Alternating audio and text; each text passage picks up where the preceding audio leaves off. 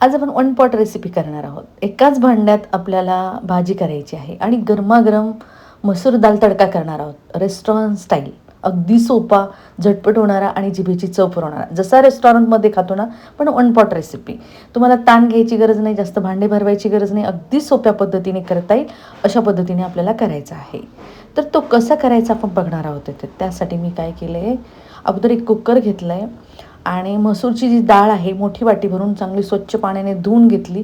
धुवून घेतल्यानंतर ती कुकरमध्ये घातली. नंतर एक टोमॅटो घातला आहे, एक कांदा घातला आहे आणि लसूण अद्रक पेस्ट घालायची 1 चमचा.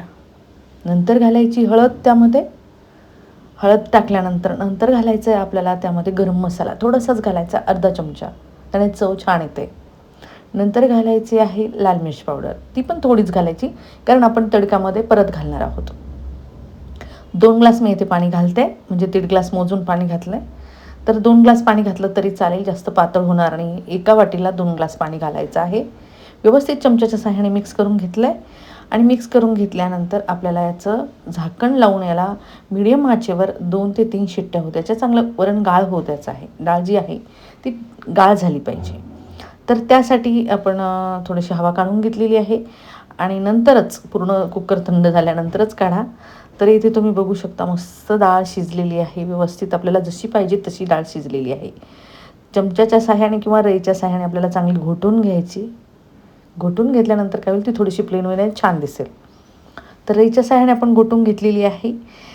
तर ही डाळ शिजल्यानंतर आपल्याला याच्यात चिंचेचा कोळ घालायचा आहे, त्याने चव अगदी अप्रतिम येते वरणाला. त्यामध्ये थोडासा गूळ घातला तरी चालेल, थोडी चव अजून छान वाटते. तुम्हाला आवडत असेल तर गूळ घाला.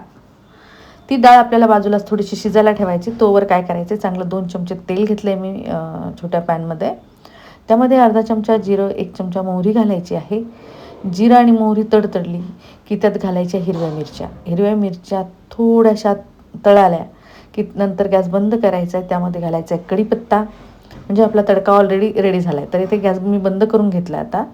नंतर घालायचा त्यामध्ये अर्धा चमचा हिंग, अर्धा चमचा हळद घालायची आहे आणि 1.5 चमचा लाल मिर्च पावडर. थोडीशी स्पायसी असली ना मस्त लागते. थंडीचं वातावरण आहे आणि गरमागरम आणि स्पायसी पाहिजे. तर गरम मसाला पण घातला आहे मी अर्धा चमचा. व्यवस्थित आपल्याला मिश्रण एकसारखं करून घ्यायचं आहे, म्हणजे तडका व्यवस्थित करून घ्यायचा आहे. त्यामध्ये घालायचं आहे थोडासा कोथिंबीर आणि नंतर आपण जी डाळ कुकरमध्ये ठेवलेली आहे शिजायला, म्हणजे थोडीशी उकळी आणलेली आहे, तर त्यामध्ये घालायचा आहे तडका आपल्याला. तर तुम्ही इथे बघू शकता मस्त तडका बसला आहे आणि छान लागेल.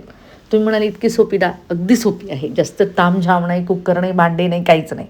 राईस लावला ना सोबत तर तुमची डाळ अगदी परफेक्ट होईल. तुम्हाला पोळी करायची पण गरज पडणार नाही, अगदी मस्त लागेल.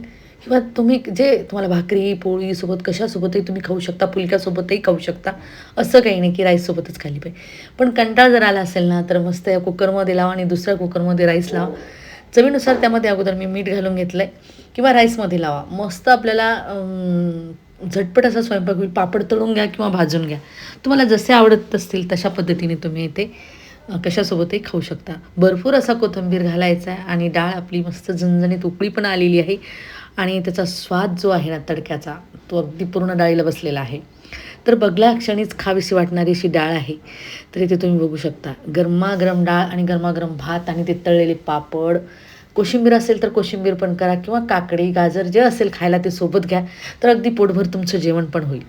तर मी इथे मस्त गरमागरम राईस घेतला आहे, जिरा राईस केलेला आहे. जिरा राईस घ्यायचा आहे, सोबतीला भाजलेला पापड घ्यायचा किंवा तळलेले पापड घ्या. तुम्हाला तळलेले आवडत असतील तर तळलेले पण घेऊ शकता, भाजलेला पण छान लागेल.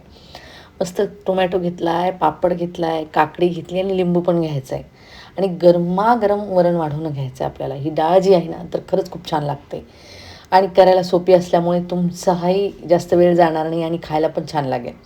तर मस्त वरतून लिंबू पिळले आणि तुम्ही अगदी मिक्स करून हाताने मिक्स करून खाऊ शकता. अशा पद्धतीची डाळ भात झालेला आहे. तर नक्कीच ट्राय करा. तुम्हाला जरी मसूर डाळीची माझी रेसिपी आवडली असेल आणि तुम्ही माझ्या चॅनलवर नवीन असाल तर माझ्या चॅनलला सबस्क्राईब, लाईक, शेअर, कमेंट करायला विसरू नका.